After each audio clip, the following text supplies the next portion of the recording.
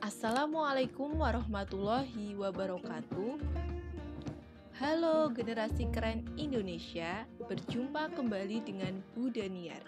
Bu Daniar akan mengajak kalian untuk belajar bersama Mapel PPKN khususnya kelas 11 mengenai bab yang kedua pada semester 1 yaitu Sistem dan Dinamika Demokrasi Pancasila.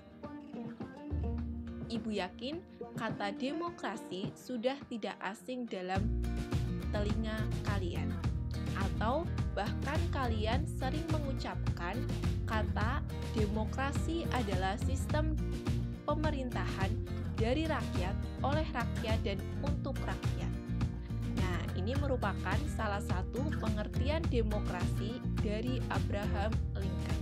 Kemudian, apa saja yang akan kita pelajari pada materi sistem dan dinamika demokrasi Pancasila? Ada 4 hal yang akan kita pelajari. Yang pertama adalah hakikat demokrasi.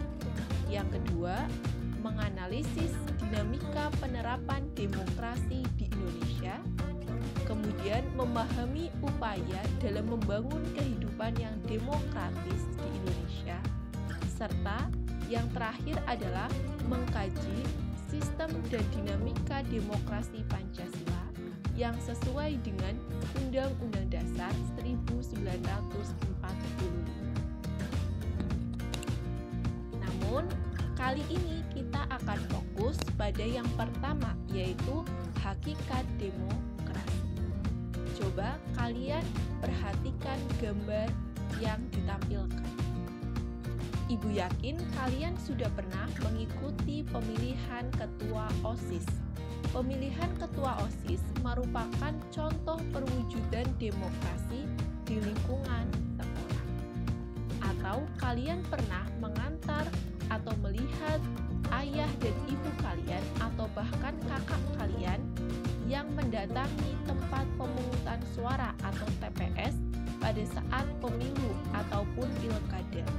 Ini juga merupakan contoh demokrasi dalam lingkup pemerintahan. Atau kalian pernah melihat ada rapat di balai desa. Nah, ini juga contoh demokrasi. Atau kalian pernah rumahnya digunakan untuk rapat tingkat RT atau RW. Ini juga contoh demokrasi di lingkungan masyarakat. Nah, kemudian apa yang dapat kita simpulkan? Jadi, dari gambar tersebut kita bisa menyimpulkan bahwa hakikat demokrasi itu adalah peran serta rakyat dalam pemerintahan. Artinya, rakyat mengambil bagian dalam pemerintahan atau berpartisipasi dalam pemerintahan. Ingat, implementasi demokrasi di setiap negara itu berbeda, tergantung pada pembentukan lembaga-lembaga demokrasi. Baik lembaga yang dipilih untuk menjalankan pemerintahan ataupun lembaga yang menjamin pelaksanaan demokrasi. Lembaga yang dipilih contohnya ada lembaga legislatif seperti DPR, DPD, DPRD, ataupun lembaga eksekutif yaitu presiden dan wakil presiden. Sedangkan lembaga yang menjamin pelaksanaan pemilu seperti KPU atau Komisi Pemilihan Umum. Kemudian ada Banwaslu, Badan Pengawas Pemilu. Nah, lembaga-lembaga ini di setiap negara itu berbeda. Maka berbeda juga dalam pengimplementasian demokrasi. Yang kedua adalah peranan antara rakyat dan negara. Rakyat memiliki peran seperti apa di dalam negara? Di Indonesia sendiri, rakyat itu memegang kedaulatan dalam bernegara. Negara lain belum tentu rakyatnya memegang kedaulatan penuh. Maka implementasi demokrasinya pun akan berbeda. Kemudian ideologi yang dianut. Ideologi negara kita dengan negara lain pasti berbeda. Nah, ideologi ini juga akan berpengaruh terhadap implementasi demokrasinya.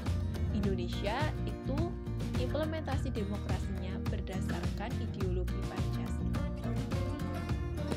Nah, itu sekilas mengenai hakikat demokrasi.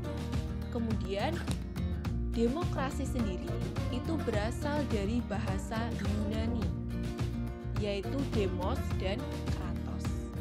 Demos dalam bahasa Yunani itu artinya rakyat, sedangkan kratos dalam bahasa Yunani artinya kekuasaan. Sehingga jika digabung, demokrasi itu adalah kekuasaan atau kedaulatan rakyat. Artinya, rakyat yang memegang kekuasaan atau kedaulatan, utamanya dalam pemerintahan. Nah, itu hakikat demokrasi dari asal katanya. Kemudian, pengertian demokrasi itu ada beraneka ragam, tergantung dari masing-masing tokoh yang mengungkapkan atau memberikan definisi atau pengertian. Ibu memberikan 4 contoh definisi atau pengertian demokrasi dari 4 ahli. Yang pertama adalah Cevestro. Cevestro mengungkapkan demokrasi adalah sistem pemerintahan atas dasar perwakilan. Artinya, pemerintahan itu dilakukan oleh wakil-wakil yang sudah ditunjuk oleh rakyat. Sedangkan Henry B. Mayo mengungkapkan bahwa demokrasi itu adalah kebijaksanaan yang ditentukan atas dasar mayoritas oleh wakil-wakil yang diawasi oleh rakyat. Artinya, kebijakan negara tersebut itu dipilih atau dibuat atas dasar suara mayoritas dari wakil-wakil yang sudah dipilih oleh rakyat. Dan tentunya dalam mengambil keputusan ini diawasi oleh rakyat itu sendiri. Sedangkan menurut Merriam, demokrasi itu adalah pemerintahan oleh rakyat. Artinya adalah pemerintahan yang dilakukan oleh rakyat. Sedangkan menurut Samuel Huntington, demokrasi itu terjadi apabila pembuat keputusan kolektif dipilih melalui pemilu. Artinya, pembuatan keputusan strategis atau pembuat keputusan strategis di pemerintahan itu dipilih melalui pemilu. Artinya, ada proses pemilihan untuk para pembuat keputusan tersebut. Nah, itu dianggap sudah demokrasi. Nah, itu merupakan contoh pengertian demokrasi dari berbagai ahli. Kalian dapat mengembangkannya dengan melakukan literasi sebanyak-banyaknya sehingga nanti kalian akan memahami hakikat atau definisi dari demokrasi itu sendiri. Kemudian, hakikat demokrasi berdasarkan klasifikasinya. Yang pertama adalah menurut titik berat perhatiannya, itu dibedakan menjadi 3, yaitu demokrasi formal, demokrasi material, dan demokrasi gabungan. Demokrasi formal adalah demokrasi yang menjunjung tinggi persamaan dalam bidang politik. Artinya, negara berusaha memberikan kesamaan kepada seluruh rakyat di dalam bidang politik. Nah, ini biasanya dianut oleh negara-negara liberal. Sedangkan demokrasi material adalah demokrasi yang menitik beratkan pada upaya menghilangkan perbedaan dalam bidang ekonomi atau memberikan persamaan dalam bidang ekonomi. Ini biasanya dianut oleh negara-negara komunis, di mana negara-negara komunis biasanya menjadikan rakyatnya pada derajat yang sama. Tidak ada yang paling kaya ataupun tidak ada yang sangat miskin. Semuanya sama. Kemudian demokrasi gabungan. Demokrasi gabungan adalah demokrasi yang mengambil kebaikan dan membuang keburukan dari demokrasi formal dan demokrasi material.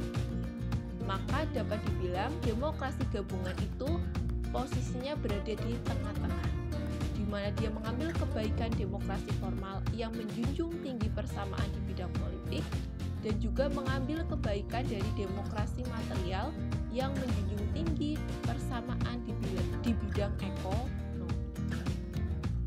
Demokrasi gabungan ini biasanya dianut oleh negara-negara non-blok, yaitu negara-negara yang tidak tergabung di dalam blok barat dan blok timur pasca Perang Dunia Kedua.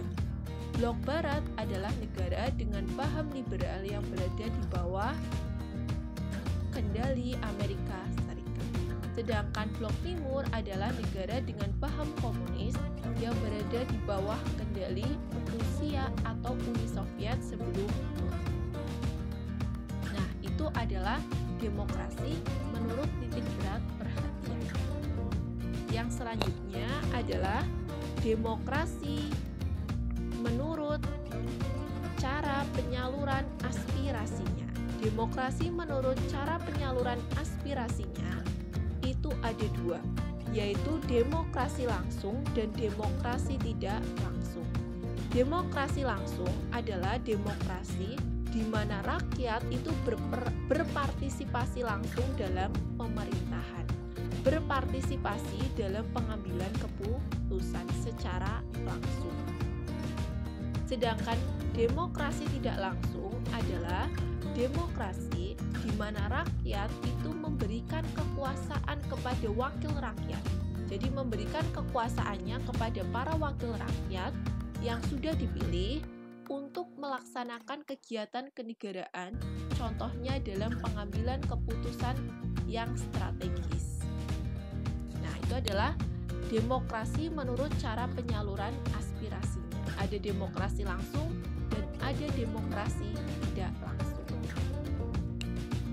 Kemudian, hakikat demokrasi atau demokrasi apabila dilihat dari latar belakang budaya politik, ideologi, dan historis itu ada dua, yaitu demokrasi konstitusional dan demokrasi berdasarkan pada komunisme.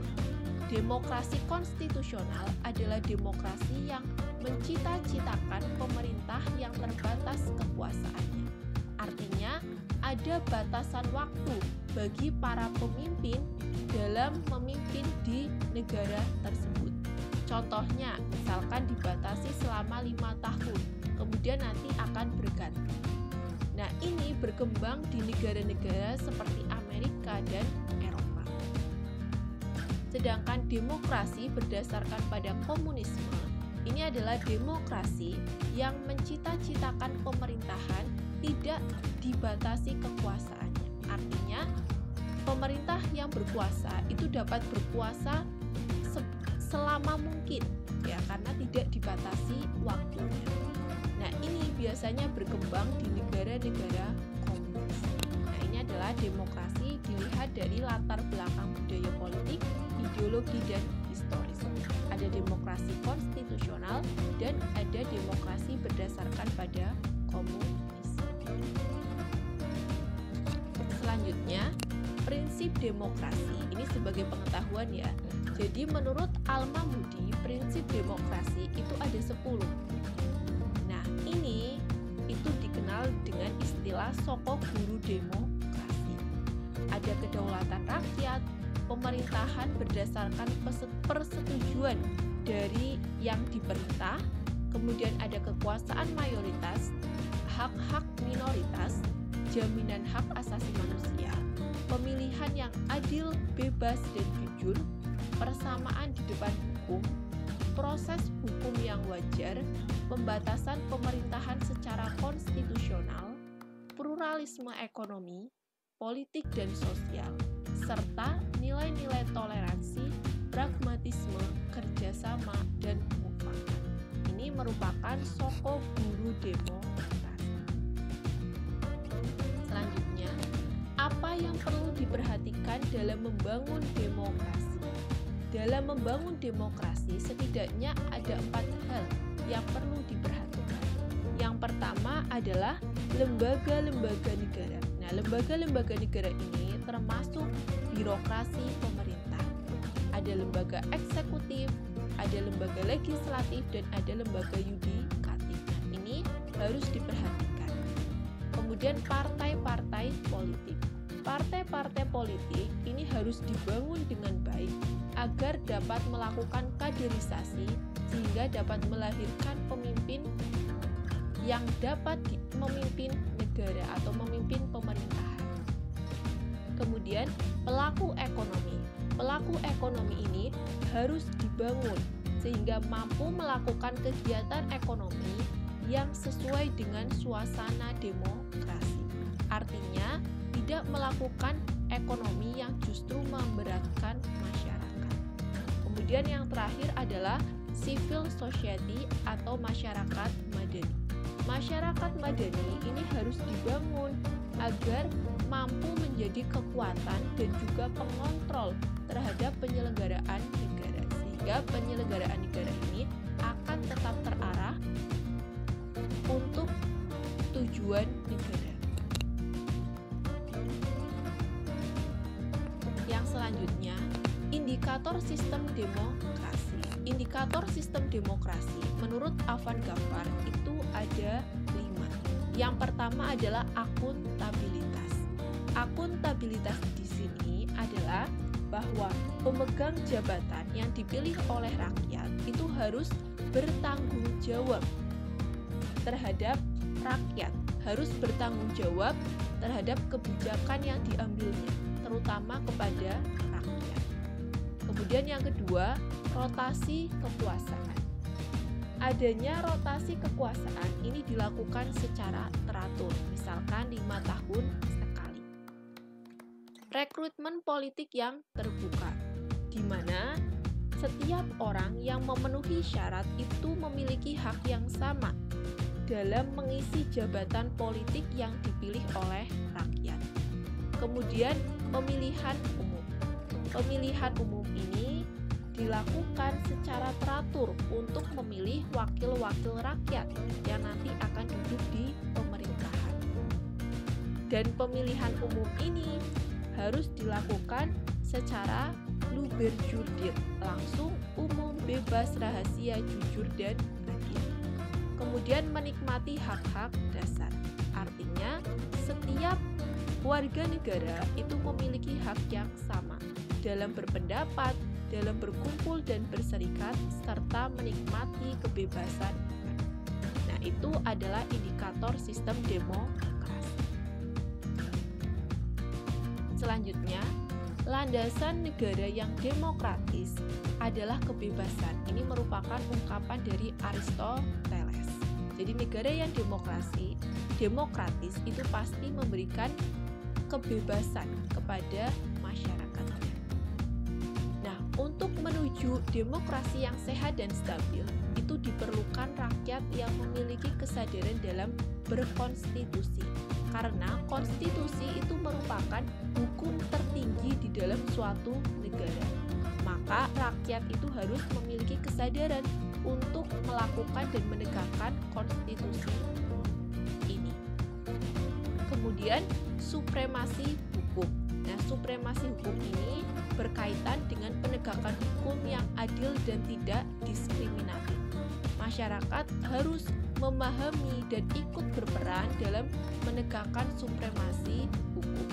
Kemudian yang terakhir adalah dalam berdemokrasi. Artinya, masyarakat ikut berperan serta dan memiliki kesadaran untuk bersama-sama mewujudkan demokrasi yang baik di dalam suatu negara.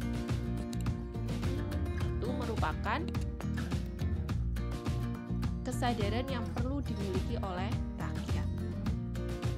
Kemudian, bagaimana ciri negara yang demokratis? Bagaimana pemilu yang demokratis itu setidaknya ada 4 ciri. Yang pertama adalah kompetitif.